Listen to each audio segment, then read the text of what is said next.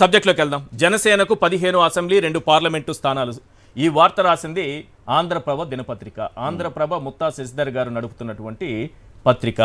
ఈ పత్రికలోనే ఒకసారి స్క్రీన్ మీద క్లియర్గా చూపించండి.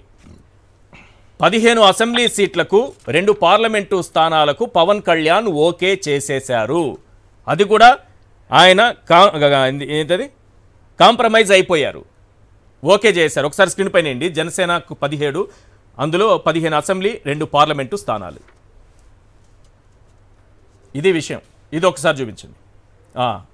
ఇప్పుడు క్లియర్గా ఉంది, ఒకసారి చూడండి. కానీ ఇదే సమయంలో మరోవైపు 15 అసెంబ్లీ 2 పార్లమెంటు సీట్లు ఖరారు చేస్తూ వార్తలు వస్తున్నాయి. ఈ విషయాన్ని చంద్రబాబు ఆయన కూర్చొని మాట్లాడుకున్నారు. 175 అసెంబ్లీలలో 15 స్థానాలు జనసేనకు కేటాయించాలని నిర్ణయించారని సమాచారం. దీనిపై సుదీర్ఘంగా శనివారం రాత్రంతా జరిగిన చర్చల్లో జనసేన అధినేత పవన్ కళ్యాణ్ అంగీకరించినట్లు తెలుస్తోంది. క్లియర్గా ఉంది, చూసుకోండి. జనసేనకు సంబంధించినటువంటి నాయకులు నడుపుతున్నటువంటి ఓ పత్రికలో వచ్చినటువంటి వార్త. అదే సమయంలో 68 సీట్లతో పవన్ కళ్యాణ్ చంద్రబాబుకు ఓ లిస్ట్ ఇచ్చినట్టు వార్తలు వస్తున్నాయి. ఇదంతా కూడా డమ్మీ లిస్టు. ఎందుకంటే జనసేన క్యాడర్ని మోసం చేయాలి, ఈయనేదో గట్టిగా పట్టుబడుతున్నాడని. 60కి తగ్గకుండా మాకు స్థానాలు ఇవ్వాలని పవన్ కళ్యాణ్ అడుగుతున్నారట. అసలు పవన్ కళ్యాణ్కి విసిరేదే 15 అసెంబ్లీ 2 పార్లమెంటు స్థానాలని క్లియర్గా పత్రిక రాసింది. పవన్ కళ్యాణ్ అంగీకరించారని రాసింది అది కూడా. ఎస్, మీరేం చెప్తారు ప్రసాద్ గారు? అంటే తన క్యాడర్ని తప్పుదోవ పట్టిస్తున్నారా పవన్ కళ్యాణ్? 68 సీట్లు అని ఒకవైపు, వాళ్ళ పత్రికలేమో 15కు ఓకే చేశారని. ముందుగా సాక్షి ప్రేక్షకులకు నమస్కారం. అలాగే పెద్దలు అయిపోయింది ఆల్రెడీ ఇచ్చేశారు కదా సార్. నేను చెప్పగలను, 68 కాదు 75, 75 కాదు 90, లేకపోతే 175, అంతా వీళ్ళే కదా. ఇక్కడ కూకటపల్లి ఎక్స్పీరియన్స్ చేసిన తర్వాత కూడా ఇంత పెద్ద చర్చ పెట్టడం టైం వేస్ట్ అంటాను. ఎందుకంటే ఇటు నుంచి అటు బార్టర్ సిస్టంలో గతంలో ఏముండేదో మనకు తెలియదు, కానీ ఇక్కడ వస్తు మార్పిడి బదులు మనుషులు మార్పిడి, ఆ బార్టర్ సిస్టమ్కి కొత్త అర్థం పరమార్థం చెప్పిన పవన్ కళ్యాణ్ గారి కింద అభివర్ణించండి. ఆయన అమాయకంగా శశిధర్ గారు 15 రాశారు. ఎందుకు సార్ మొత్తమే రాయవలసింది 175 అని, ఆ మధ్యలో 7 ఇంక్లూడ్ చేయమనండి. కానీ ఎవరి కోసం ఇదంతా కోవర్ట్ పనులాగా అనిపించట్లేదా? తన సొంత పార్టీని తీసుకెళ్లి చంద్రబాబుకి 15 సీట్లకు అంగీకారం తెలిపి బయటికేమో 65కి ఇచ్చాను ప్రచారం చేసుకోవడం. ఈ రెండు పక్క తీయండి సార్. ఆల్రెడీ పొత్తులో ఉన్న మా పూడి తిరుపతిరావు గారు బీజేపీ పార్టీకి ఏడ్ చేస్తున్నారన్న విషయానికి చర్చ చేయాలి కదా ఫస్ట్. నేను అడగాలి, నాకు అర్థం కాని విషయం ఏంటంటే తిరుపతిరావు గారు నేను అడుగుతాను.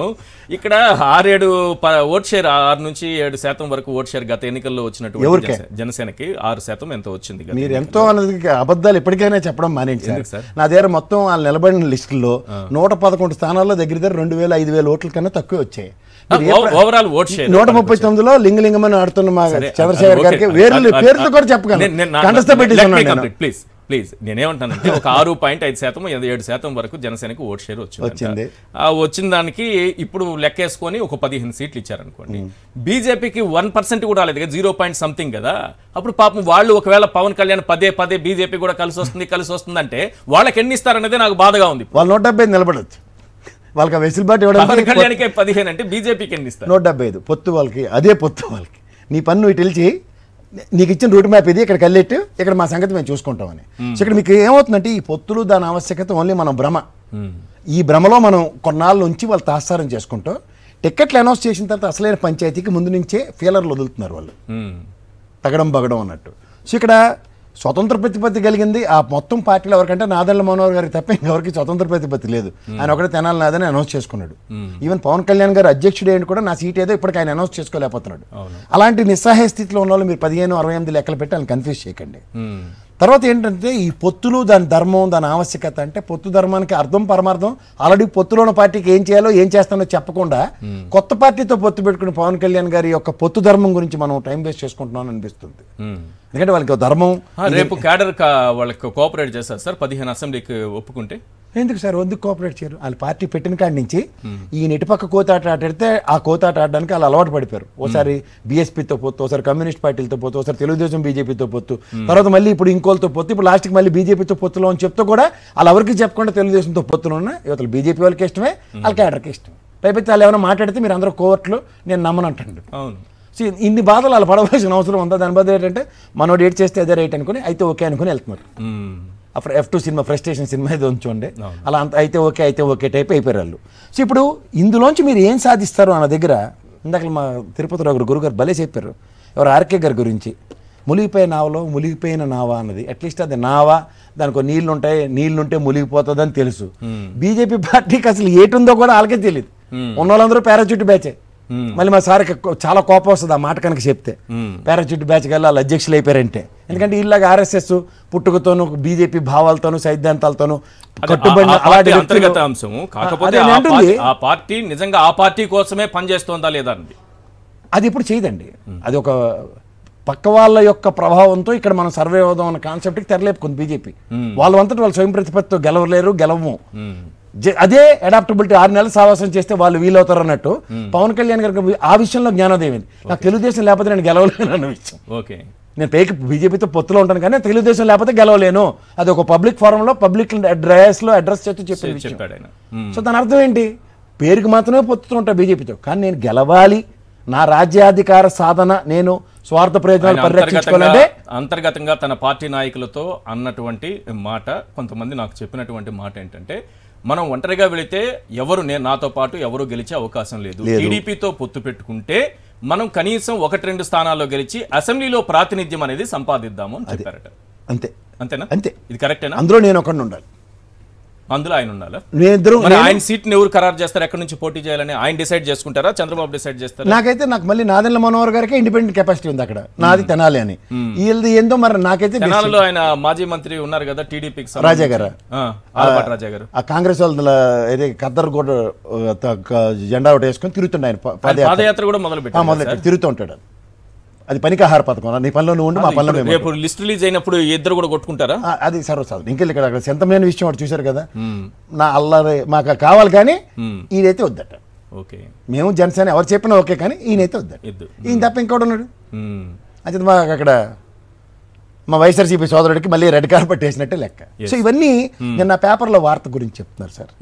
అంటే అర్థాలు పరమార్థాలు అలా నచ్చింది కాబట్టి మా తిరుపతిరావు గారు అదే పేపర్ చదువుతారు అనుకుంటాను తెల్లారిసరికల్లా. నేను చచ్చినా చదవను సార్, నేను చదవకుండా అర్థం సార్. ఒకటి పచ్చళ్ళు అమ్ముకున్నాడు, పేపర్లు వేసుకున్నాడు, పెట్రోల్ బంక్ కూడా వాళ్ళు రాసి రాతలకే ఉన్నప్పుడు మీరు ఒరిజినల్ జర్నలిస్టులు సార్, ఎమ్మెల్యేక బయటకు వచ్చారు, మీకు కూడా తెలుసు కదా, మళ్ళీ నాతో చెప్పించకండి. ఒక మాట చెప్తాను సార్, ఆయన ఏమన్నాడు, ఈ 56 నెలల పాటు నేను పరిపాలించాను రా బాబు, దేనికి పరిపాలించాను, మీరు నాకు అవకాశం ఇచ్చారు కాబట్టి. ఒకవేళ నేను చేసిన పని నాకు మీకు నచ్చలేదు అనుకో, నన్ను దింపేస్తారు. చంద్రబాబు నాయుడు 23 సీట్లు ఇచ్చినట్టు, అప్పుడు నేను ఇంట్లో కూర్చుంటా. అప్పుడు నేను మళ్ళీ సంతృప్తి, ఆత్మసంతృప్తి. నేను ఒక మాట చెప్పనా, ఏదో మా నాన్నగారి వల్ల సింపతి వచ్చేసింది అని 2014లో మీరు నాకేం అవకాశం లేదు కదా. 2019లో మీ కష్టాలు ఏంటో నేను పాదయాత్ర త్రూగా తెలుసుకుని 56 నెలలు పరిపాలించా. ఇది నచ్చింది అనుకో, నాకు ఓటేయండి, నేను మళ్ళీ మీకే ఇస్తున్నాను. మీరు నాకు పరీక్ష పెట్టారు పాదయాత్ర త్రూగా నా కష్టాలు తెలుసుకోమని, ఇవి మీ కష్టాలు, ఇది నేను చెయ్యాలా? ఆ హైటెక్ సిటీ అంత ఎత్తి చూసి బిల్డింగ్ కట్టే స్థామత నాకు లేదు. కానీ మనందరం భగవత్ సమానుడిగా కొలుచుకునే అంబేద్కర్ గారిని రాష్ట్రంలో ఎవడైనా విజయవాడ నడిబొడ్డుకి వచ్చి చూస్తే తలెత్తుకుని చూసేలా చేసే సామర్థ్యం నాకుంది. ఇల్లు బిల్డింగ్ ఒకటి హైటెక్ సిటీ సెంట్రిక్గా హైదరాబాద్ సైబరాబాద్ అని చెప్పి రాష్ట్రం విడిపోయే టైంకి ఇక్కడ 10 జిల్లాలు 10కి 10 వెనకబడిన జిల్లాలట, అక్కడ 7 జిల్లాలు వెనకబడినవట. ఆ పరిస్థితి నేను తేదలుచుకోలేదు. ఈ నవనగరాలు ఇవేవో కట్టేస్తానన్నాడు కదా, నా వల్ల కాదు అది. దాని బదులు నేను ఒక గ్రామ సచివాలయం కడతాను 2200 మందికి, అలాగే ఒక విలేజ్ క్లినిక్ కడతాను, అలాగే నేను ఇంకోటి ఏం చేస్తాను, ఆర్బీకే సెంటర్ కడతాను. ఈ వీటికి దగ్గర ఒక 50 నుంచి 80 లక్షలు ఖర్చు అవుతుంది. 2200 మందికే 80 లక్షల దగ్గర రూపాయలు ఖర్చు పెట్టే సామర్థ్యం నాకు ఇచ్చిన మీకు 9 నవరత్నాల పథకాల వరకు పట్టడన్నం పెట్టే కార్యక్రమానికి సంక్షేమం రూపంలో అందిస్తూ అకౌంటబిలిటీ అంటాను సార్. చాలా మందికి ఈ రోజు దాకా ఎల్ఐకి పెన్షన్ వచ్చిందంటే, పొల్లైకి పెన్షన్ వచ్చిందంటే, అక్కడ మా ఎమ్మెల్యే గారు మినిస్టర్ గారు అటువంటి ఇంటింటికి వెళ్ళి నేను ఇచ్చింది వాళ్ళకి అందిందో లేదో కనుక్కొని రమ్మన్నాడు. మా సార్ అడిగి చెప్తాడు. ఇంటికి వెళ్ళారు కదా, జగన్ సార్ ఇచ్చిన దాంట్లో రాష్ట్ర చరిత్రలో ఎవరైనా సరే ఎమ్మెల్యే ఇంటికి వెళ్ళే, అదే నేను చెప్తున్నాను సార్. వాళ్ళ సినిమాల్లో నేను వచ్చాను, ఎలమందా వెళ్ళినా లేదు నిద్రపోకరా అని సినిమాలు దివాళీలు చూసి వాళ్ళకి ఈయన మీ ఎమ్మెల్యే రోజు నీ కష్టం సుఖం నీతోనే ఉన్నాడు పంపించి ఇవాళ ఏం చేశాడు తెలుసా సార్, ఒక ట్రాన్స్పరెంట్ పాలిటిక్స్ చేస్తూ జవాబుదారీతనానికి ముఖ్యమంత్రి ఇక్కడ కూర్చుంటాను వాళ్ళు చెప్తూ ఉంటారు కదా బయటికి రాడని, వచ్చినప్పుడల్లా బయటకు వచ్చినప్పుడల్లా సంక్షేమ పథకాలు ఇవ్వడానికే వస్తున్నాడు ఆయన. ఇది ఇస్తున్నానయ్యా, నేను ఇచ్చింది మీకు అందిందో లేదో నా టీంని పంపించి మీకు లెక్క చూపిస్తున్నాను.